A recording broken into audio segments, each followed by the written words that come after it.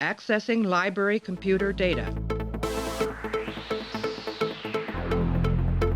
The world doesn't always adhere to logic. And sometimes when you're lost,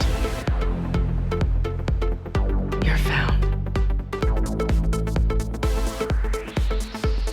Hey everybody, welcome back to the show. Continuing our discussion of the short treks for Discovery Season 1. We're up to the fourth one of the first set of short treks for Discovery. It aired on January 3rd, 2019. The fourth of four produced, written by Michael, I believe it's McMahon, directed by Rainn Wilson. This is the written by the guy who's going to be doing the animated Lower Decks series.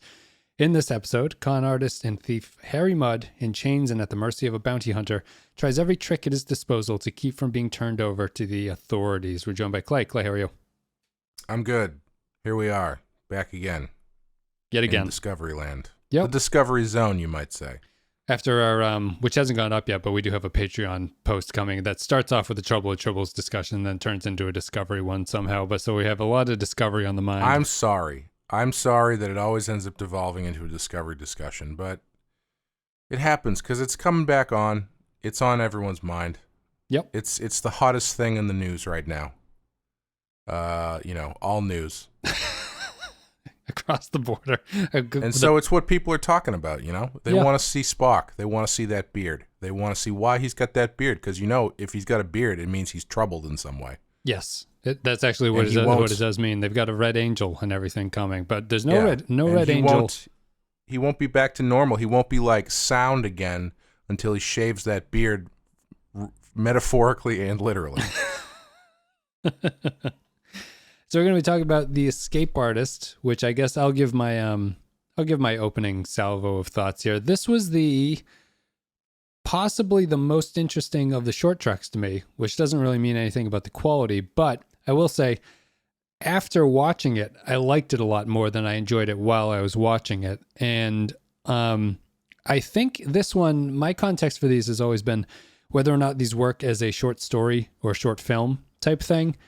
And I feel like this one actually works the best as a short out of all the stories that they've done so far. Has there been 4 or 5? 4. This is the 4th. 4. Okay. Yeah, we had Saru, we had Tilly, and then we had the one with the future where the AI falls in love with the guy.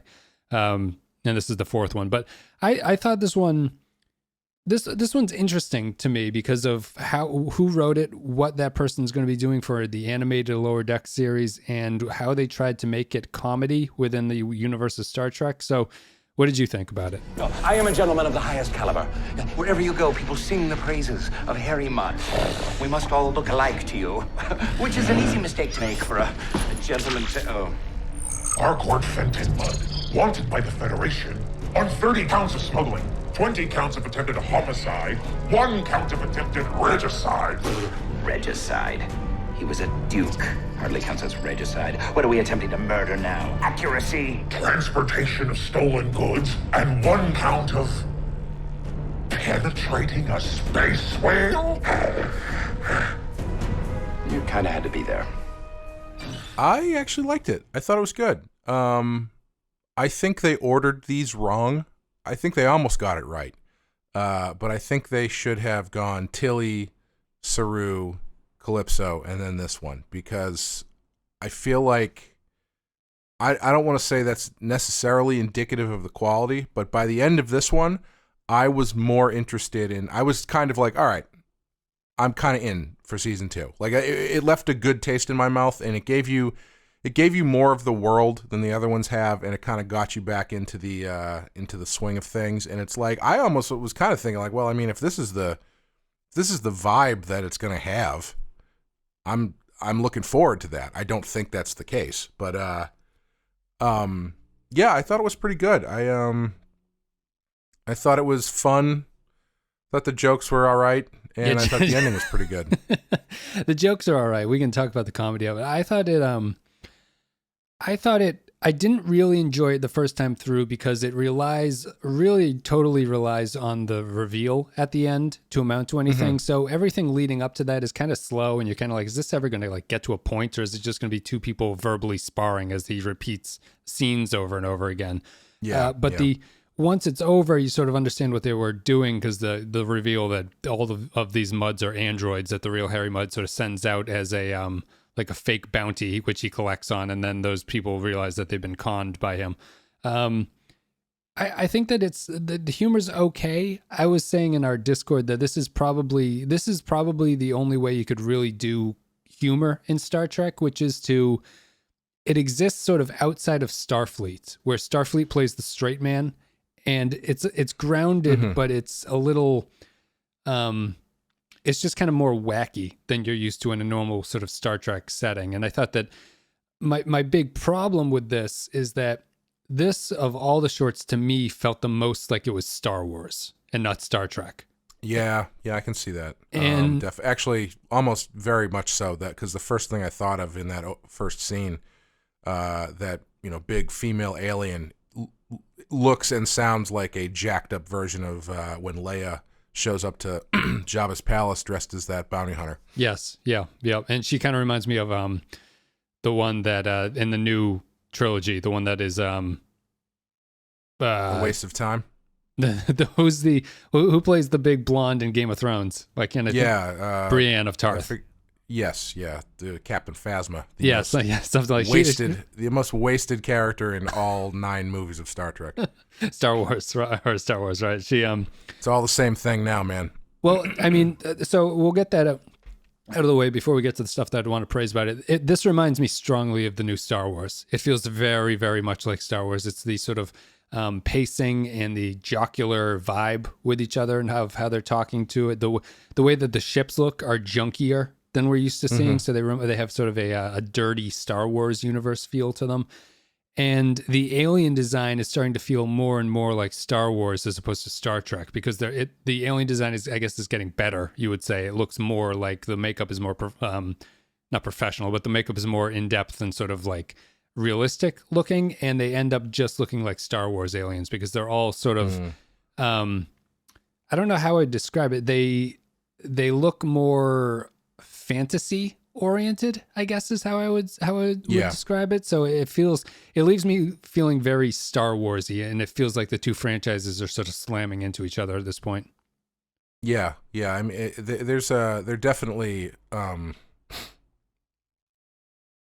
giving you more out there options as far as aliens go. I mean, like if you look back at Star Trek, for 90% of Star Trek, you've got 3 races. No, I guess you've got more that have full face stuff, but like they're the only ones that have like real time in the makeup chair are the Klingons, the Cardassians, and basically that's it. Yeah. Everybody else is sort of just like vaguely human with a different color skin, or like a nose ridge or something. Yeah, or like a tattoo or something, which it's fine. But I think I will say I think that's not. I don't know how much of that is because of like they've defined their universe that way in a production standpoint, or how much of it is because the technology for makeup just wasn't that good for TV back then. Because like every now and then you'd get something where they really went for it on TNG or even the original series, and it always kind of doesn't totally hit the mark. But now, I mean, these things, there's so many people who do this stuff so well that you can get it. Like I was honestly surprised that the makeup in this one was so good, because I kind of assumed that these were very low budget, and so they have that main pig guy looks better than I assumed it was going to be a lot of shooting from behind him, so you wouldn't see like his mouth moving and stuff. But he looked pretty good. Yeah, and that full face, the short girl there, she looked pretty good too.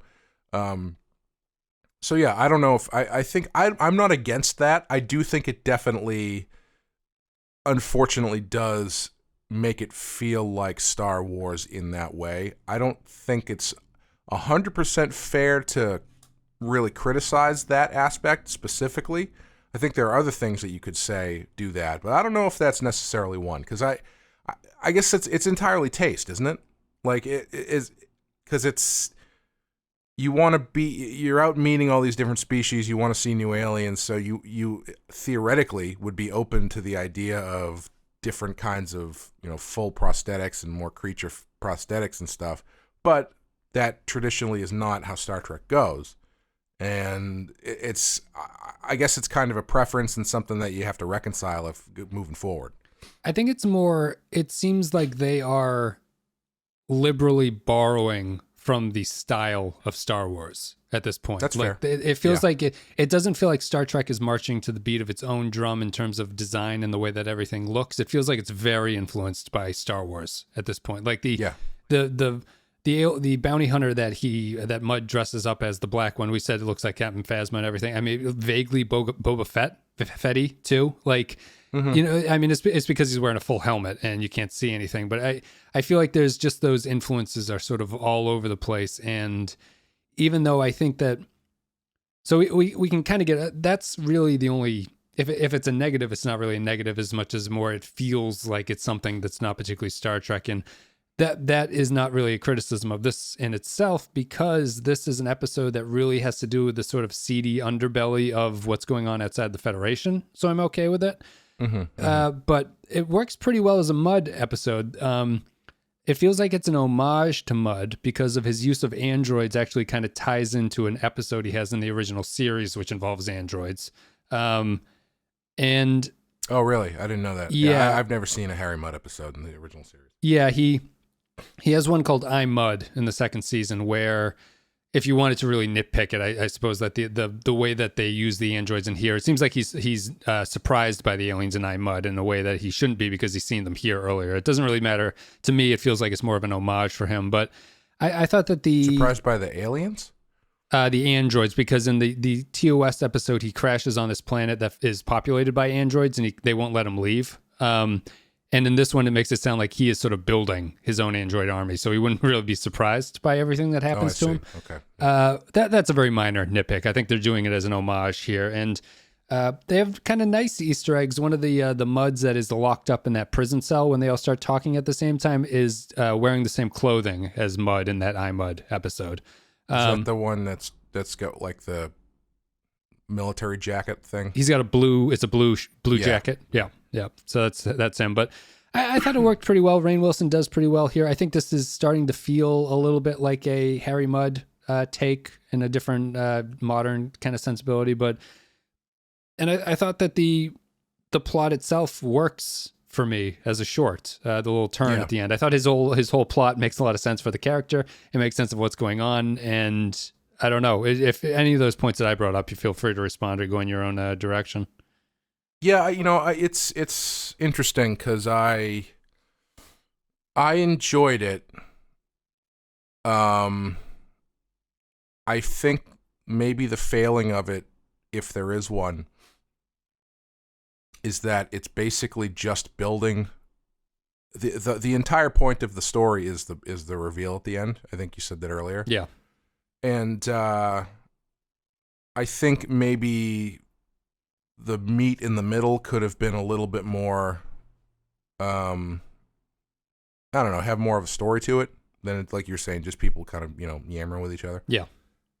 It's a lot of yammering with like slight jokes packed into it. It's bantery stuff, but it doesn't feel like it has a lot of heft to whatever's going on because you're waiting for the end resolve to sort of flesh out everything.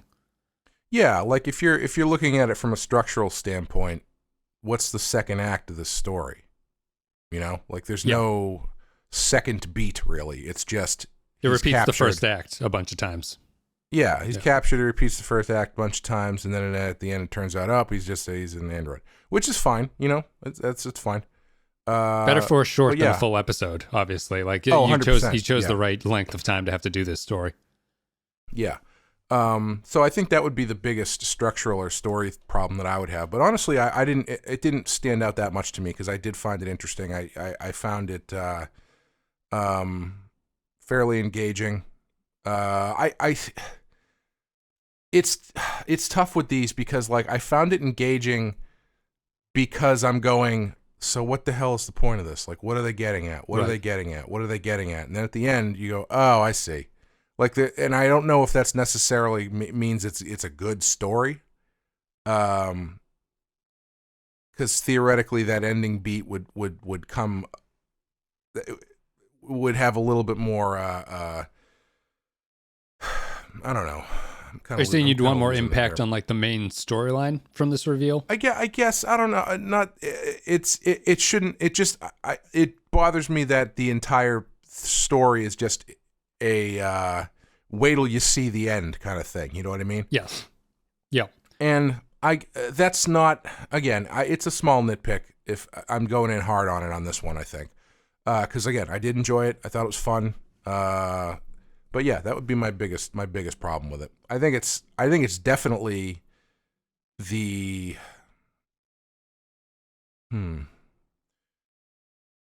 that's tough. I was going to say as far as like do you think not quality wise, but as far as a short Star Trek short goes? Yep. For Discovery specifically, do you think this is better than Calypso, or do you think Calypso is better than this? This is better as a short. Calypso is a better idea, but this is this on a technical level. This is probably the most perfect version of a short that they were trying to create, because I think that Calypso should have actually been a full-length episode to really flesh out that idea, because it's tough to sell that guy falling in love with the AI in 15 minutes, and I think you could have done that over 45 minutes, but this one, if this was stretched out, I think it becomes a much worse episode, because you're just waiting for 40 minutes until the reveal at the end. Yeah. I also would agree that I think this is probably the best one as far as like Star Trek shorts go, because though Calypso is probably a better idea, I'm going to pull my TOS ranking card here and say that while Calypso is a better idea, Calypso does not exist specifically in the world of Star Trek. They literally go like thousands of years into the future. Yeah. Where it doesn't matter if it's Star Trek. It could be anything. And it's still the same story. Whereas this one is more rooted in the universe. It involves Starfleet, even though it's tangential. And it takes place specifically in the Star Trek world, whereas Calypso is just a good sci-fi story that they just slapped a Star Trek name on. Yeah, that's true. I would agree. I would rank them, this one, Calypso, Saru, and then Tilly. That would be my ranking from best to worst, I think. And yeah, you know what? So maybe. Oh no, that's right. Last month was Saru. I forgot. Yeah. Yeah, I would do it. I would have played them in that order, because I think that's the order of quality, and I think it's also the order of. Actually, you know what? Maybe I'm wrong, because I guess Saru has more to do with the universe than Calypso does. He does, but I think I'd rather watch the Calypso one than the Saru. I think story. so too. Yeah. Yeah. So, and Tilly is just kind of a failure on. Tilly was by far the worst one for me. Yeah, I think that's it. What'd you think of the? I guess I will just wrap it up. So this is written by Michael McMahon, who is going to be doing the animated show, as I said. And I was wondering what kind of comedy they would do. An animated show will be different from this, I think, because you're allowed to be a little bit different from real like live action. But what did you think of the comedy in general? Is Star Trek a universe where you could have a comedy angle to it? I think so. I think you're right. I think it's tough to do comedy inside Starfleet. Starfleet, I think has to be the straight man, probably. I think it's possible. I'm interested to see their take on it. And if it's going to be a lot of this, I don't know, because it's like if you're going to put it in the Star Trek universe, make it a Star Trek show, right? Yeah. Like, don't just make it Alien A on planet Alien B, and then every now and then a guy in a Star Trek uniform shows up and is like, "Hey, don't do that." You know, it'll be interesting to see how they handle it. Yeah, I think so. I mean, I wasn't crazy about the comedy in this one. It felt a little bit too just kind of bantery and jokey, and there's like a "I slept with your sister" joke in it, and it's I didn't like that joke. Yeah, it's just kind of, it's just I wouldn't say it's hacky. It's just kind of like low effort comedy. About everything. Well, it's like, it's kind of what I was saying about Calypso. As far as a story goes, I feel like you could apply that comedy-wise. It's like if you're going to do a Star Trek comedy, make it a comedy where the jokes come from Star Trek stuff. Yeah. And it's not just like my big problem with the Ghostbusters movie, the remake that they did a couple years ago, was that none of the jokes came from the stuff that was happening. It was just people standing around dressed like Ghostbusters making jokes about shit that had nothing to do with anything. Yeah. It was, it was that like post Judd Apatow, funny people in a room just saying funny stuff. Yeah, the Curb. Regardless of plot. Yeah, the Curb influence. Yeah. And I mean, if you go back and you look at Ghostbusters, all of the jokes in that movie come from the plot of the movie, So that's why that stuff bothers me. It's like, if you're gonna make a comedy about this thing that is usually a serious topic, like in this case Star Trek, get the jokes from the serious thing. Don't just use that as a trapping, Right. Yeah. Yeah. And I guess that could go into the broader criticism of whether or not Discovery really understands the tone of what the old fans consider to be like what the franchise should be, as opposed to what they're sort of turning it into, which is the first season of Discovery liked the trappings, I think, more than it liked anything else about 100%. it. Yeah. So definitely. it's kind of the same thing for this one. I think that the comedy should work the same, although the writer for this, based solely on the way that he tied Mudd into the original series here, felt more organic to me than the Easter eggs that they had in Discovery 1. Like, just based on the writing of this episode, I would say that the person who wrote this likes and knows Star Trek in a way that the other scripts never really implied to me. Like, his homage feels like cute in a way that someone who knows the series would do something like this. Like the Mudd with the androids is kind of a neat little link together. So there's that. I don't think you need that or anything, but I think that it's nice to get it was nice to get a Star Trek Discovery show that didn't have, we should just shorthand it as like the tribble on the desk. It wasn't just a tribble on the desk. It was like there was something more to it. Hey, look in the background. There's a Gorn thing. Yeah. That they don't meet the Gorn for like 100 years or some shit or whatever the year is. But. Yeah. And this instead takes the character who exists in both of those universes. They do the thing with the uniform. They have the android sort of callback or pre-call, if you want to look at it that way. And it felt a little bit more organic than the tribble on the desk. Yeah. If I was going to do a Star Trek comedy, I would take a character like, I would make it like a buddy comedy. And I would take a character like Harry Mudd from this show, and I would team him up with a straight-laced Starfleet officer. Right. And so then you have the two of them going through various whatever, and you've got the two points of view bouncing off of each other. I think that could be very successful. I think that could work pretty well. Yeah, right. Like Starfleet has to use Mudd to like get into a gang of criminals or something, and they send in the sort of undercover Starfleet officer who's the chafing against everything that Mudd has to have them do, something like that. Or if not even like undercover, like if it was, let's say they're on a ship together and Harry Mudd is being transported somewhere. And they get onto the transporter, and then they're on a shuttlecraft or whatever, and then the place gets attacked, and they escape, and everyone's dead. Yeah, like they ends up forced together. Yeah. And so they have the Starfleet guy is pulling one way because he's trying to get back to bring in Harry Mudd and get back to Starfleet, and Harry Mudd's going the other way, and they kind of that kind of dynamic. Yeah. I'd agree with that. I don't think we have too much. And then they meet an old man dressed in brown robes who lives in the desert, and then they split up, and one of them ends up being bought by a young moisture farmer in his sorry, I'm moisture farmer. Yeah, well, before we continue too far down the path of Star Wars, I guess we'll call it there. So funny how that never comes up again. Like, it's not like Tatooine seems to have like drought issues. No. Isn't that what moisture farmers would be for? You're living on a desert planet. So moisture then would mean that like they're selling the water, right? Yes, that's my understanding of what they're doing on there. Yeah. Yeah, it never comes up again. It would be funny if it was the opposite, and all of a sudden Tatooine had like a huge typhoony storm that caused the moisture farmers to go out of business because there was too much rain.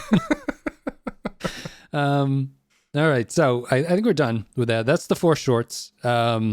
What would you say was your quick opinion of the shorts? Worthwhile thing, whatever, or just a terrible idea? I thought it was fine. Yeah. I mean, I think we talked about it previously. It just seems like they needed content for the sake of having content, and they got a couple good stories out of it. Yep. Do you know, is this, because I was watching that Red Letter Media review of these, which they were very much not happy with them. Little nitpicky. Those guys got a little nitpicky in their review. Yeah, they do. They're I mean, that's their whole brand basically. Yeah. But they were saying that they were doing these shorts because the production of season 2 got like totally fucked up because they fired everybody, so they had this big delay. Is that why they did it, or was this always the plan to do these? I thought it was always the plan. I was surprised by that. I misheard them. I thought they had always planned on January 2019 as the start of season 2. Well, I don't remember a point when that was not the case. So my understanding was that they wanted the shorts for that reason, to sort of bridge the period where people were canceling their accounts, and that because they're not doing a mid-season break this time, I don't think they wanted to push it out a little bit to get a head start on everything. I see. I find that thinking so funny though, because it's like, well, we got to put out these 15-minute shorts so people don't cancel their account, and nobody in that room was like, "Hi, over here. We're doing 4 of these. That's going to be a total of 2 hours.